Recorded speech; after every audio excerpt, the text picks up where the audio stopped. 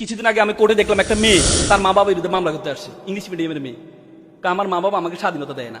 ওই দিন একজন কোর্টের একজন বিচারপতি আমাকে বলছিলেন, আমার ছেলেকে রাতের 12টা বাজে আমি ছেলের রুমে ঢুকলাম, দরজা খুলে ঢুকলাম, আমার ছেলে আমাকে ধমক দিয়ে বলে, তোমার এত বড় সাহস, তুমি আমার অনুমতি নিয়ে আমার ঘরে কেন ঢুকেছো? কেন ঢুকেছো? তার কারণ কি? বাঁকা লাগিয়েছি ছোটবেলায়, বাঁকা লাগিয়েছি।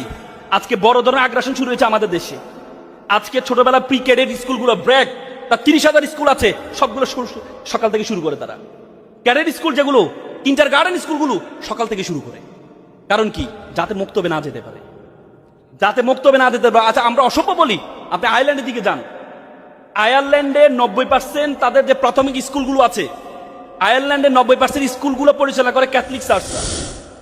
ক্যাথলিক চার্চরা তাদের স্কুলগুলো পরিচালনা করে।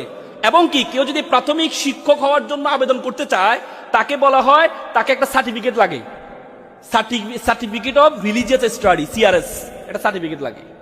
অথচ আমরা শিক্ষকরাই জানে না, শিক্ষকরাই জানে না ইসলাম, তারা কি ইসলাম শিক্ষা দিবে? আজকে কয়টা আপনারা, আজকে এখান থেকে আমি বলছি মক্তবের ক্ষেত্রে, আমাদের বর্তমানে বাংলাদেশে প্রায় 3 লক্ষ মসজিদ আছে। স্কুল যদি ব্রাকে 30,000 হয়, আপনার মসজিদ আছে কত? 3 লক্ষ। 17 লক্ষ ইমাম এবং মজ্জেন আছে। বাংলাদেশের গ্রাম কয়টা? গ্রাম বাংলাদেশে কয়টা? 90,000 গ্রাম। 90,000 গ্রাম যদি 3 লক্ষ মসজিদ থাকে, তাহলে প্রত্যেকটা গ্রামে কয়টা করে মসজিদ পড়ে? 4টা করে মসজিদ পড়ে।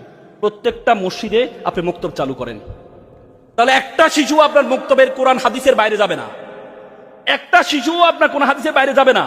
প্রত্যেকটা মসজিদ হবে। আমার রাসূল কি শিখিয়েছেন?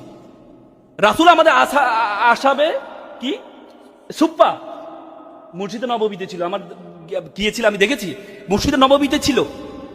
সে মসজিদে নববীতে কি শিখিয়েছেন? সেটা তো পৃথিবীর ইতিহাসে প্রথম, ইসলামের ইতিহাসে প্রথম মক্তব, প্রথম মাদ্রাসা সেটা। সেখান থেকে শিক্ষা গ্রহণ করে আবু হুরায়রা রাদিয়াল্লাহু তাআলার মতো ব্যক্তি হয়েছে। আবু হুরায়রা কে ছিলেন?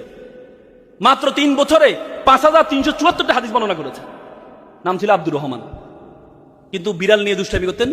আল্লাহ রাসূল ডাকে বলল যে, এ আবু হুরায়রা, হে কি বিড়ালের বাপ, এটাকে ওন করে নিয়েছেন।